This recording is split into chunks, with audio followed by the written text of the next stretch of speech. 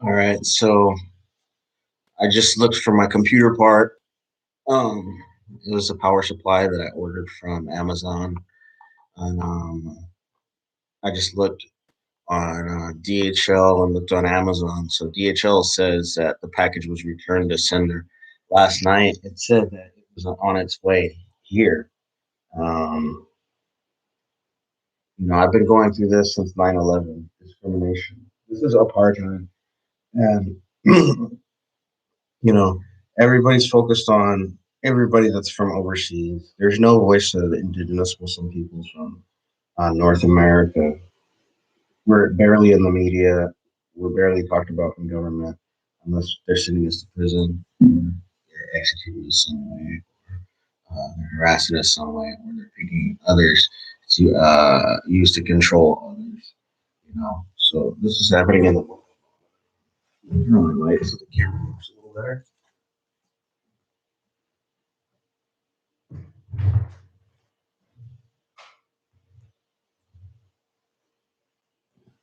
Sounds cool.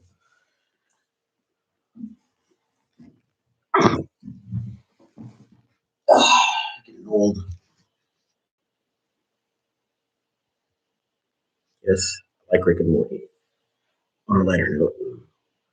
Um, so since 9/11, I've been denied jobs um, because of my religion. I've been denied entry and access into buildings. I've been denied constitutional rights. I've been denied access to money. I've been denied ability to have a job. Um, been denied proper medical care. I've been denied human rights. I've been denied freedom from slavery. This is my real life. You know, so we're white people, white supremacists, and all the other races that support them and white supremacy, they sit back and they say nothing about this. They'll talk quick about Arabs or Rohingya or Uyghur, right? And they won't talk about what's going on with me. So um, this is crazy. I'm just trying to get a computer part from Amazon. This has happened to me from Belgium, from Dubai, from France, from Spain and England. This has happened to me before. Um, this hasn't happened to me since 2018. Mm, I believe so. Um, if Joe Biden is such a good thing being in office, why is this type of discrimination going on? So basically, I'm not allowed to order a power supply for my computer because it's illegal because I'm a Muslim. And that sounds crazy as fuck, right? It's Ramadan 2021. It's April April 17th, Saturday. So, you know,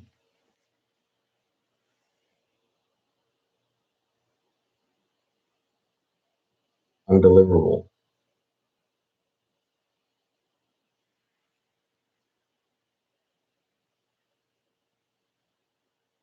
It's undeliverable because of my religion.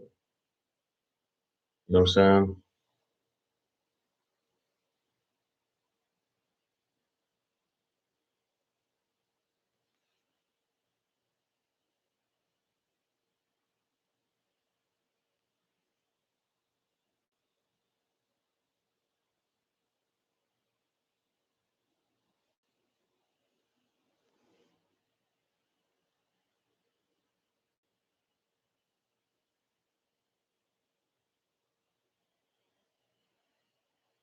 My phone today.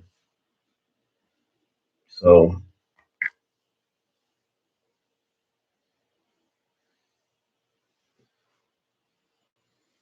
it's illegal for me to have a computer power supply, but other people who are not from here are able to own these things and make money. And me as a black man, I'm not able to do so because of who I am. You know what I'm saying? Like this is crazy. So you're gonna like persecute me? You know what I'm saying? Like this is hella crazy. Let's see. Let me show you.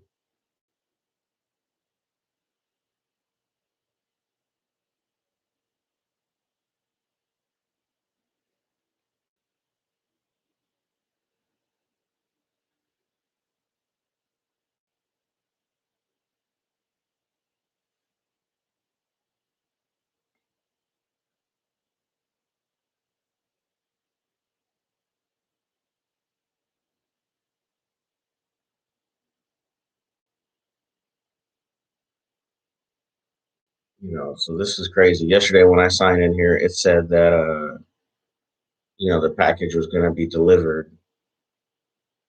I believe I took a screenshot. I'm looking for it.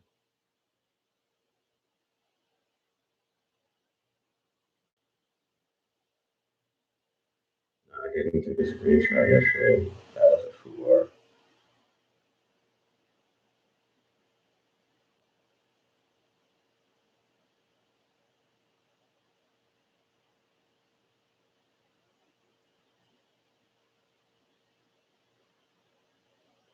Yeah, I think I just left that tab open on my phone.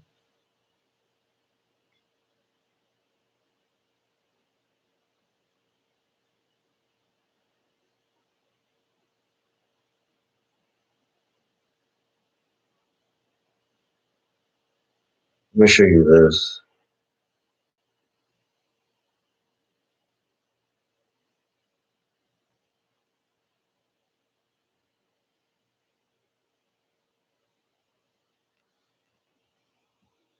These fucking racist people, bro. So America is in the middle of this. This is happened to me from France and Belgium, and England, and Dubai, of all places. There's a global economy, and it's illegal for me to interact in it.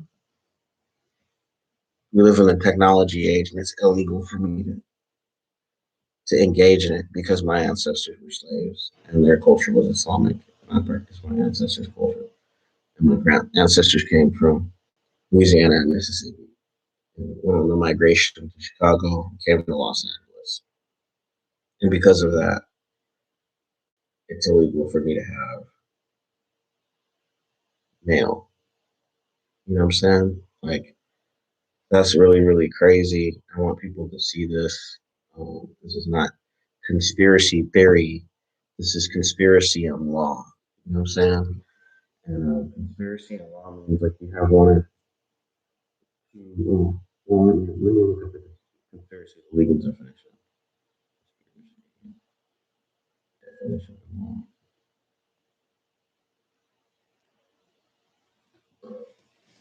Like this goes on because everybody allows it. I've talked to multiple presidents about this issue. I've confronted them more and more aggressively. Judges have aggressively pursued legal rights in court. It's denied. Everybody thinks this is a funny game. It's a funny game. And if I die in the middle of it, it's funny to everybody. Nobody cares. Literally, nobody cares. All these people that say that they're doing this and that for rights, they don't care. I trust me, I've talked to them. I've been to those non-governmental organizations, NGOs. Um, Nobody cares. An agreement between two or more peoples to commit an illegal act, along with an intent to achieve the agreed goals. That's a legal conspiracy. You know what I'm saying?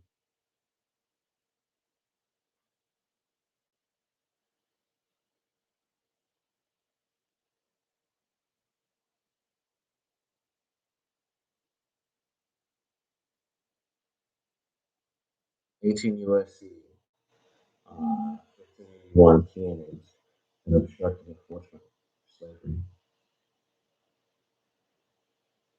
Hey, whoever holds or returns any portion to a condition of peonage, yeah, or or um, or arrest, right? Or arrest any person with the intent of placing him or returning him to a condition of peonage shall be fined under this title, imprisoned uh, not more than 20 years. You know what I'm saying? So this is talking about slavery. All right, back. This is where it came from. 18 USC, Chapter 77, peonage and slavery and trafficking in persons. Right? They don't enforce this. This will never be enforced in my lifetime. I'm being real. You know what I'm saying? 1581. You know what I'm saying? And this is not enforced on black people or for the benefit of black people. And the word arrest, and you guys are talking about you need to reform your system. Like this is in your system. Black people don't read laws like this. I started reading these laws because y'all keep messing with me. I have to be able to stand up for myself. You know, this is crazy. Let's see, financial benefiting from slavery.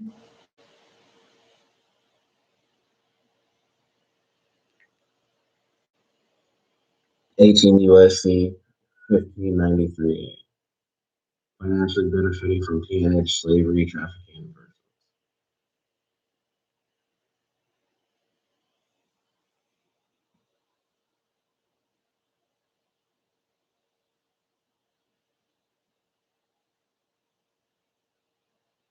I know it's kind of crazy because the lenses like everything, right?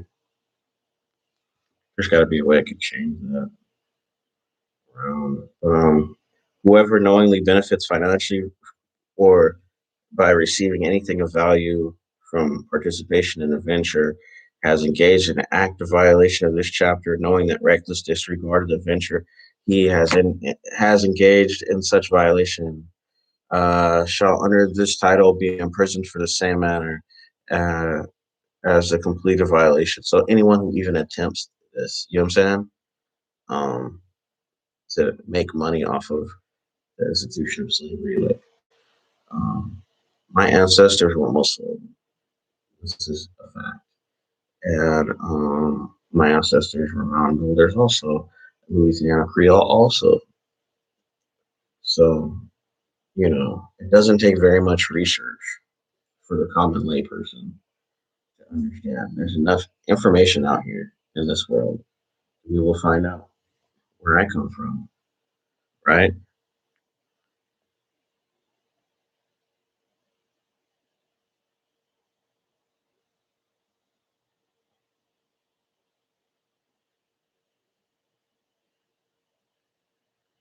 So Louisiana slave database is composed of 107,000 entries documenting the people enslaved in Louisiana from 1719 to the arrival of the first slave ship directly from Africa in 1820, when the domestic slave trade from the East Coast became the most exclusive supplier of slave labor to the South. The database was built by historian Gwendolyn Midlow Hall. The author of a seminal book, Africans in Colonial Louisiana in 1992, and African Ethnicities in the Americas Restoring links to 2005. Uh, the names of enslaved people were found in official documents located in the parish courthouses, notarial archives, Old U.S. Mint, Public Library of New Orleans, the State Archives of Baton Rouge, University Special Collections, beyond the plantation inventories and criminal cases. Slaves were also identified in wills, marriage contracts, leases, seizures for debts, mortgages of slaves, reports of deaths. All of these remarkable documents pay particular attention to recording the names and aliases of slaves, the names of their masters and birthplaces, including the nations for those born in Africa. The documents also pay much attention to the skills, diseases, special behavior, and Louisiana database. Vast majority of these slaves whose birthplaces were identified were Africans, among 38,000. 2,419 slaves whose birthplaces were recorded. 2,349, 64% were African of birth. Among these, 8,994, 37% indicate specific nations, while 9,382, 38.5% indicate their African coastal origin only, like coastal Senegal or coastal Guinea. Uh, 5,973 records, 25.3% simply indicate that they were Africans with no information about their origins. The vast majority of slaves identified origins transshipped from the Caribbean were newly arriving Africans listed Brute and the French or Bozal in Spanish purchased from Atlantic slave ships. This is particularly high percentage of identified birthplaces means African nations. Slaves recorded in documents dating back to 1770 and 1820. The lower Mississippi parishes of St. Charles, St. John Baptiste Point, Coupe, lesser extent, New Orleans. The concept of nation here is used to designate the different groups imported from Africa. It may be designate ethnic groups or geographical origins. The notion of frequency is determined by the number of times of particular ethnic group or geographical origin attached to description of slaves documented and inventories, wills, mortgages, etc. It is a good indicator of the volume of the slave trade from different regions of West Africa. The ethnic designations listed in the Louisiana documents overwhelmingly involved self-identified Africans. And then it says Gwendolyn Midlow Hall, Louisiana Slave Database, online, bbo.org, LA slave, /LA slave. So right here, you could already see Islamic ancestry and French Louisiana or Spanish Louisiana. You know what I'm saying? And my family is also natives. We are indigenous. You can see right here, the first tribe, Bambara. That's a Muslim tribe.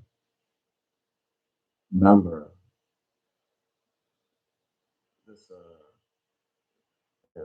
Bambara, Mandinka, Nar, Pular, Fulani, Pular, Fulbe, Fulani, right? Wolof, Senegal, Kisi. All those first five are all Muslim tribes. Okay, I have ancestry to every one of those except for the Nar. Okay, and you see Hausa down there. That's another Muslim tribe. A big portion of it was Muslim. A large portion of the Kalbar people are Muslim. Makwa people. You know what I mean? Like so, you know, um, I always go here because it's easy. You can just see it. Oh, this is one of the Creole Indian tribes. You can see it's already this information on the internet, not recognized by languages. English, French, Louisiana French, Puma, which is Muskogee, Choctaw related ethnic groups, Choctaw, right? Louisiana Creole. You see it? Louisiana Creole. Louisiana Creole. Related ethnic groups. This is a native tribe. You understand? So I'm indigenous. And I come from a tribal people that have no rights. And that group right now is majority Christian, but a lot of them have Islamic ancestry. I'm one of the last ones left that actually practices Islam. I try to. I'm not the best Muslim, you know, but, you know, I'm not legally allowed to have mail or do business or live a life because all these white people that have come and colonized this land and have set down a certain narrative about what life is, you know, and, you know, I got to be an enslaved person to that. Like, this is crazy. It's super crazy. You know what I'm saying? Super crazy. So I sent them a long letter stating, um,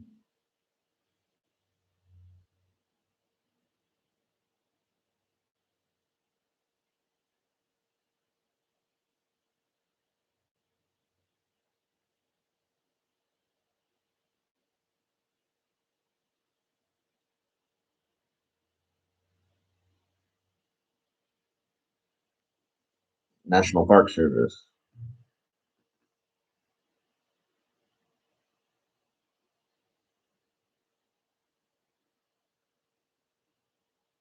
Natchez Indians, 1729, Islam.